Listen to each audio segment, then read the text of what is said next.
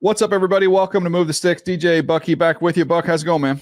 Man, everything is good. No complaints. Life is good. How's everything with you? Good, man. It's kind of weird that, you've had these Monday night games. It's kind of, so is your week off a little bit. You have a Monday night game, and then this Hmm. week for the Chargers, normally for 6 years, always fly right back after the game. This is the first time we've ever done it where you stay over because of the New York game, late Monday night. They just kind of figured instead of, getting on the plane, getting in at 5, 6 in the morning, stay back at the hotel in New York, then come back Tuesday, which I like because I got a little rest. But man, then it's like, all of a sudden you're like, it's Wednesday. Like, whoa, where'd the week go? Yeah. It's gone. Yeah, because that East to West trip is crazy. So I would imagine, yeah, it was kind of messed up their week from a practice standpoint, like having to Yeah, I go. don't think they practiced on what is today, Thursday, as we're recording this. So I don't think they practiced on Wednesday. So and you've got the Lions coming to town who had a bye. So you got definitely a short week versus a long week. But I think it's different in the league now compared to when you were playing or even when we were scouting. In that I feel like rest has become more important. Having guys fresh. I think coaches kind of get that. Maybe that's some of that sports science coming into play there. Well, I think you can get a lot done and a lot accomplished if your walkthroughs are tight and detailed. Yeah. Walk or kind of thing. Even on a high school level, I found that like a good walkthrough can be as productive as a practice if you get kids that are locked in. At the Yeah. pro level, given the short week and the physicality of playing a game on Monday and coming back and have to play on Sunday, you're going to be really light on Wednesday if you did anything. And so Mm-hmm. maybe it's, hey, come in, get a lift, get stretched out. Thursday, Friday, Saturday we'll go. So maybe that Saturday practice is a little beefier than it normally has been, but you certainly can do it because on a short week, normally you don't add a lot to the game plan. A Yeah. few different wrinkles, but you can run your base stuff. There are things that you've already worked on. It can be done. And I think if you tell your team, no excuses, no one cares that we got home late or whatever, like we got to line up and play. They can put the ball down at 1 o'clock on Sunday. We got to be ready to go. No doubt. All right, today we're going to hit on some rookie impact scores as we do every week. We've got the MTS game of the week and Bucky's coach's corner. But before we get to those, quickly off the top, the big news that came out yesterday was the fact that these All-Star games that have been around forever, one that you played in at the Senior Bowl, now they are going to be allowed to take in underclassmen. They had been able to take in, juniors that had already graduated. So in other words, they might be 3 years into college, but they had already finished up. Then they were able to participate in those games. Now it looks like they're gonna be real lenient here, and we'll get a chance to see some of these underclassmen come out, and they'll have an opportunity to compete in these prestigious All-Star games. Yeah, I'm still like waiting to find out like which guys are going to participate, which juniors are going to do it. I mean, for Yeah. the last 10, 15 years, even the last little bit of our tenure in the league, man, there were so many juniors coming out, 140, 150 juniors. You're trying to get you kind of rack your brain around like who's legit, who's not legit, who are we really trying to study? I want to see who that invitation list is going to feature. Is it going to be just the top end guys? Is it going to be the mid-level juniors that are kind of on the fringe of being Yeah. day one, day two prospects? Or is this just going to be a free-for-all where you just kind of grab whoever you can grab to throw into some of these all-star games? So here's the guys I think that'll make sense for, because I think people are thinking like all of a sudden, oh, like Marvin Harrison Jr., Brock Bowers, Won't, those guys are not won't, going to these won't, games. won't see them. No chance. No chance. But I think, let me give you, I won't give you like the names, but this is the type of player this is for. This is for the receiver who runs 4.3, but is on a quarterback challenge team and didn't have much production. And he's decided to come into the draft and he wants to go out there with good quarterbacks against good competition and really up his stock. This is for the defensive end who, maybe had a good sophomore year, and then his junior year, he was nicked in injuries and didn't play much that year. And he wants to kind of recapture some of that draft momentum, and he's going to go play in the game. So you're going to get better players for sure. You're going to have talent. Mhm. It's just not going to be, I think people's minds are racing going to these surefire first round picks. Those guys aren't playing. No, Caleb Williams will not be in attendance. He No. will not be in attendance. You won't have an opportunity to see those, but it would be an opportunity for some of the younger guys that are close, but not quite like household names, for them to get an opportunity to kind of answer some of the questions that the scouts have. This is great. I mean, we've talked about it for a long time. The draft was dominated at the top by underclassmen in the first and second rounds for the last decade or so. Those guys that were great, they came out, they were populating the first and second rounds. So you never really had a chance to do a full write-up or profile on them because you didn't have the All-Star game. Maybe they did some work at the combine, but a lot of times it was the pro day and whatever they did. So in a way, they could kind of skirt some of the things that were already established principles of how you scout. Well, now you have an opportunity maybe to get an all-star grade on some of these guys, talk to them some more information, more intel, and those things. I also think by opening up, you may be able to get some of these top guys to come down and at least do some of the interviews. That's good. Interesting idea. Yeah. You know what I'm saying? Get some of the interviews. Maybe we can talk to them, get some of that stuff out the way. So the combine is not the gauntlet that has been. And from a team perspective, the more conversations that I can have with a top prospect, the more comfortable I'm gonna feel when it comes time to hand in the card. Yeah, and maybe that's something even where it's you dangle the carrot. Yeah, maybe you just say, "Hey, can you give me one day of practice?" Like you're a quarterback. Like I'm just throwing out. Let's say Drake May. Yeah. You know, maybe you say to Drake May, "Hey, just come out here, practice one day. We're not going to get touched. You know, you just come out here and throw the ball around, and then you can meet with all these teams. And then now your load at the combine will be much lighter because you won't have to meet with all these other teams and things because you'll have a lot of that taken care of at this point in time." And that's a good point because you talk about Drake May or Caleb Williams or one of the top quarterbacks throwing to the wide receivers at the Senior Bowl gives you a chance to see good on good. Get a chance to kind of get a feel for, okay, who he is. Don't need to put him in the live contact drills. Hey, we're just going to have you do 7-on-7, go through individual. Nobody's out of harm's way. We'll keep you out of harm's way and let you do your thing. But that's enough for us to get that live view to go with what we saw when we went and saw him live. And then the interviews.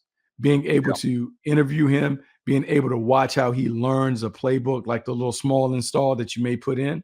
It's another opportunity to get a real good feel for how this player could be when he goes to the next level. No doubt. All right, Buck, let's get to our rookie impacts here from last week. We do this each and every week. Our buddy Jack helps put this together for us. The rookie impact scores. So if we're going to go with individuals, the highest scores last week, and this is a combination of production and play time. But number one on the list and number two on the list, their teammates. It shouldn't be a surprise if you watched the Houston Texans last week. Tank Dell comes in at the top, followed by C.J. Stroud. Keaton Mitchell, interesting one.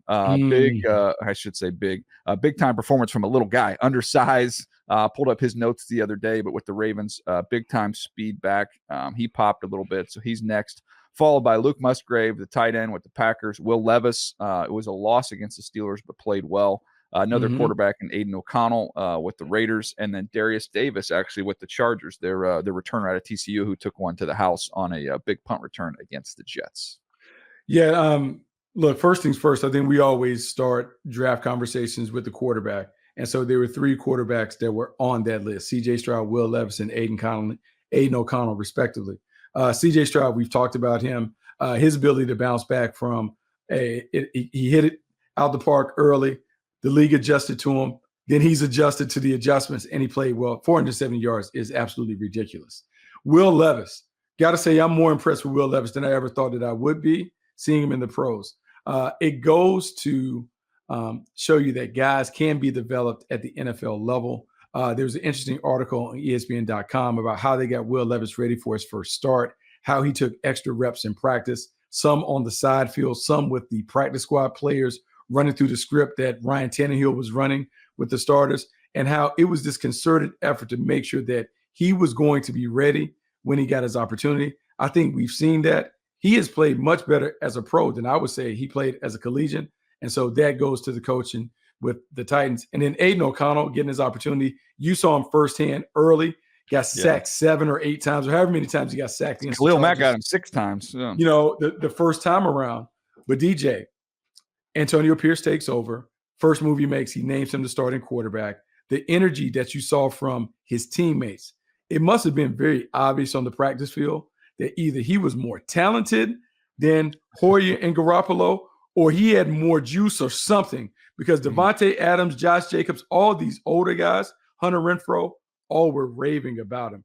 That is uncommon for a rookie 4th-round pick to get that kind of love. There was something that was going, but he played in a very solid fashion for a Raiders team that was doing it a little differently on offense. No doubt. I want to go back to Keaton Mitchell here real quick. Coming out of East Carolina, he was 5'0", 7'7", so a little under 5'8", 179 pounds, ran 4.37. He undrafted. He was my 184th player, so I guess that probably puts him in the 6th round. I would imagine Yeah, where I fifth or had him sixth. grade wise. Yeah, Yeah. fifth, So I, fifth or I sixth. had the hit 20, just under 21 miles per hour on the GPS there. He had 30 catches, had 5 drops, so there's some concerns about his hands. But kickoff returner, big time explosive. He can get small through the hole, use him on option routes. Not a lot of power, but big time juice. And the thing I wanted to bring up with him, Buck, is I think this year could be a little bit of a game changer from this draft going forward, because I think the way the game is played now, Buck, with the Yeah, space, I know where you're going. the size that we have always coveted, man, you're seeing little guys every week. Tank Dell's at the top of the list this week, what he's done. Little receiver. Jordan Addison, 170 something pounds, has done his thing. Zay Flowers, undersized, playing great. You see guys like Keaton Mitchell. Jaleel McLaughlin's done some nice things for the Denver Broncos. And then you look at A-Chain, who's not a huge, big guy, but just big-time speed. So now A-Chain's been hurt, so that's the other side of that. It's like, okay, well, are you going to be able to physically hold up? My thing is, I think for your primary back and your secondary back, Buck, the secondary back, I don't give a lick about size. Just give me all the speed in the world. Well, that's the thing that you're saying. Josh Downs is another guy that will kind of fall in that category. Oh, another one. Great call. Underside. But yet, DJ, what we're seeing in this league, speed is everything. And I've heard old school executives talk about when you have a fast team, that's when big plays happen on offense, and that's when turnovers happen on defense, because the speed makes everything happen. If they can hold up, if you can check their injury history and see, have they been able to be durable throughout their collegiate time? Can you teach them some tricks? So for wide receivers, the Marvin Harrison, Reggie Wayne, old St. Louis Rams thing, hey, catch the ball, find a soft spot to get down so you don't take shots. Yeah. Little things like that. How much of that can you teach them how to work around their size deficiencies? It matters. But you're absolutely right. When you see a guy like the small guys, Keaton Mitchell, you see a guy like Achan have big time success, you're going to have more teams say, you know what? I've seen these little guys really have a lot of production. Maybe there's a place in these guys, a place in the league for these guys. Yeah, and for those who don't remember, Achan 5084 188. DJ, so here's the thing. Like when I watched his tape, because I watched his tape after watching all these other guys, Dwayne McBride and Zach Charbonnet, and you're watching him scoot or whatever. So I ended up putting a big grade on him until I realized, hey man, he's 180 pounds. Like, what do I do with this? Because his tape looked like it was sped up, but he's played at a sped up level when he's had an opportunity in Miami. No, it's just been that type of a year. Jordan Addison was 173 pounds. Zay Flowers, 182 pounds. Jalen Hyatt, who's popped some big plays when he's been out there, 176 pounds. Marvin Mims Jr. has done some good things, 183 pounds. Josh Downs, 171 pounds. Buck, Nate Dell, 165 pounds.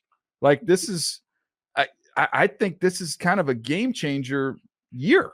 Demario Davis, 179 pounds out of Liberty with the Patriots. Yeah, being fast, being explosive, being able to get in and out. I think the common denominator with a lot of those guys that you're listing, and we've talked about it, they all were punt returners in college. And so when you look at, okay, they're small, but like they have to have a level of toughness because they're back there in a fearless position. Maybe there's something to that. Yeah, no doubt. All right, we're going to take a quick break. We come back. Buck is going to take us through the Move the Six game of the week. So we'll get to that right after this. It's time for the MTS Game of the Week presented by DraftKings Sportsbook. This week, it's the Browns at the Ravens. Woo! The spread is -6 favoring the Ravens. The over-under is 38.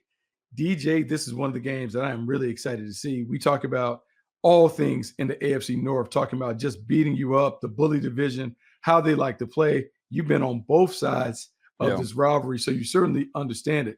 But when I look at it, to me, it's about the Browns defense being able to hold up against a Ravens offense that is appearing to find its way. Lamar Jackson playing at an MVP level. Don't give me the numbers. Let's look at how he plays. Look, he ranks in the top 20 in rushing. He leads the league in completion percentage. He's in the top 5 in passer rating. He's really doing a nice job of kind of harnessing those dual threat abilities, but using them when he needs to do it. And this offense is beginning to click. But you're going against a Browns defense that has been lights out. Jim Schwartz has done a really good job of creating opportunities for Myles Garrett and some of his teammates to get loose. This matchup is man, look, it's a 5-star matchup. This is one that this game should be in the marquee. Yeah, I would just say, I think that's a fair fight when you look at that side of the ball. I think Cleveland's defense can hold up all right against Baltimore's offense. I think they can kind of maybe cancel each other out. It's the other side, Buck. I just think the way Baltimore's defense is playing right now, and a name that you might not know that you need to get to know is Justin Madubuike. Oh, yeah. I was ready. Good, man. He is playing 7.5 sacks. I know. 7.5 sacks. He's one of those ones where you talk to coaches around the league and his name keeps coming up over and over and over again. Like, to me, it reminds me it's a little different style player. But after Dexter's first year or two in the league, like Dexter Lawrence, it's kind of like, I think he's a good player. And then all of a sudden it was like, no, everybody I talk to says this guy's one of the best guys in the league. Like, it took a while for the media to kind of catch up to where the league was on him. And I feel like Madubuike is kind of that same way. He's kind of the darling of all these coaches and pro scouts who are watching these guys every week. He's playing at a really, really high level. Clowney's is kind of found his groove there, his niche. He fits, Clowney's like a bully in who he is. I mean that as a compliment. He kind of fits the bully culture that Baltimore has defensively. Well, the other thing is this. I think he has reasonable expectations on how he's supposed to play. When you're the number 1 overall pick, the first thing everyone talks about is sack production, disrupting the passer, all that. But we've said he's one of the best run defenders that you can find off the edge. He's a guy who can play at an all-star level as a run defender. They're looping him around, allowing him to use his athleticism to create chaos and make plays. They're doing it. Mike McDonald's done a really good job. Another guy that has been underrated. Who knows who Geno Stone is? Well, if you haven't paid attention, I do. Geno Stone has 6 interceptions. He's been all over the ball. They have found ways to put guys in positions to make a ton of splash plays. This defense has done it. It's a smart defense. It's an active, aggressive defense. Mike McDonald has done a great job of making it about the players, and the players have responded in splendid fashion. So I looked this up the other day. So I'm like, sometimes your memory can get fuzzy, right? Mm-hmm. And I'm like, I know I really like Geno Stone. I know I did. So I pumped in to the Google machine, Buck. I said, Geno Stone, Daniel Jeremiah draft. Like, because I can't remember exactly what I said, right? But it's got to be out there somewhere. So here's what I found this article, and it says, here it is. This has been my guy through the draft process. When I talk to general managers and personnel executives, I go, tell me what I'm missing on Geno Stone, because I have a big grade on Geno Stone. He's my 12th safety. What am I missing? I couldn't get any support for him around the league. And then when I went back through and look at my notes and everything, I was like, everything about this guy except the 40 screams he's a football player. And at the safety position, I'm not as hung up on the 40 as other positions, because his eyes take him to the football faster than everybody else can. So I did not understand why he fell as far as he did in that draft. It did not make any sense to me. As productive as he was, as tough and aggressive as he was. Yeah, he's been really good, man. Really active. He's been one of the better players that we have found at the position. He's got 6 picks. He leads the league in picks. You just don't see it. And DJ, we're talking about all these guys that are able to get it done. Like the Ravens have really done a great job. Calvin Noy being active and aggressive. Yep. Calvin Noy was on the streets. You know what I'm saying? They bring him in. They find a way to give him a role. They have really done a great job of maximizing the individual talents for the collective, for the team, putting guys in situations where they're doing things that work for them. And it has allowed this defense to kind of dominate without what we would call a premier pass rusher. They've been able to kind of disrupt the timing and rhythm of the passing game without having one of those bell cow established pass rushers to kind of spark and lead the way. All right, Buck, see if you can look up where Geno Stone was picked, what number, because I did now I got to get into the weeds here, because I pulled up my sequence list. He was 5'10", 207. He ran 4.62. So that was the knock on him. He had 6 career picks. He's twitchy. He's got strong hands. He can high point the ball. He's quick to read. Burst to the alley. Bunch of big hits. He was my 123rd player. Okay, so he went 7th round, pick 219 overall, coming right out of Iowa. And another thing where we talk about, sometimes we're not supposed to scout the helmet, but you want to scout the helmet, because there's some guys that certain programs that make it in the league. Iowa is one of those things. I think Micah Hyde is a Hawkeye. We've seen other guys that come in the league and make it. They're well taught, well trained. They come in, they understand how to play at the NFL level. Kurt Ferentz NFL experience. These guys are prepared. So Geno Stone comes in and flourishes in the Ravens system. No doubt. So that was the MTS Game of the Week presented by DraftKings Sportsbook. New customers can bet just $5 and get $200 in bonus bets instantly. Download DraftKings Sportsbook app. Use code MTS. That's code MTS only at DraftKings Sportsbook. DraftKings Sportsbook, an official sports betting partner of the NFL. All right, Buck. Let's get to Bucky's Coach's Corner here real quick. What do we got for the word this week? Command. And a lot of times, DJ, when we're in the scouting world, we use command to describe quarterbacks and how quarterbacks should command the huddle. It's a way of defining leadership, because if you are ultimately confident in who you are, what you're doing, and what you bring to the team, well, you can command others and they will follow. So at the quarterback position, it's really important to find the guys that have those intangible qualities that allow them to earn the respect of their teammates. As a leader of a program, as a leader of the team, you have to be able to earn the respect of your teammates so they'll follow. So it's no sense in being a leader if you can't have anyone follow you. And the only way that you can get guys to follow you is to have a level of command.